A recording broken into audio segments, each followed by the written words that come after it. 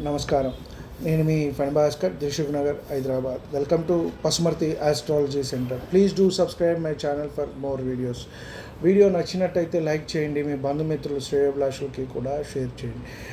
పంచమంలో చంద్రుడు ఉన్నప్పుడు లగ్నాత్తు ఎవరి జాతకంలో అయినా, అలాగే చంద్రమహర్దశ నడుస్తున్నప్పుడు మనకి ఏవైనా ఇబ్బందులు కలుగుతున్నట్టయితే వారికి ఉపశమనంగా ఉండే పరిహారాలు, క్రియలు తెలుసుకునే ప్రయత్నం చేద్దాం.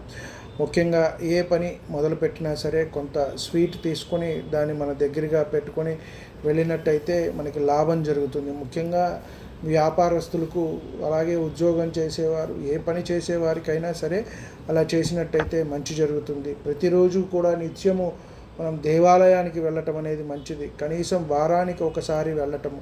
ఏదో శని మహర్దశ నడుస్తున్నప్పుడు ఏలినాడి శనో ఎవరో చెప్తే నాలాంటి వాళ్ళు భయపడో మనం వెళ్ళటం కాదు. ప్రతినిత్యము కూడా మనము ఏదో ఒక గుడికి, మీ ఇష్టదైవానికి వెళ్ళినట్టయితే మంచి జరుగుతుంది. అలాగే వెండి గొలుసును మనం మెడలో వేసుకున్నట్టయితే మంచి జరుగుతుంది. అలాగే పంచదార బియ్యము ఒక తెల్లటి గుడ్డలో కట్టివేసి దాన్ని నదిలో వేయటం వల్ల కూడా మంచి జరుగుతుంది అని మనం చెప్పవచ్చు.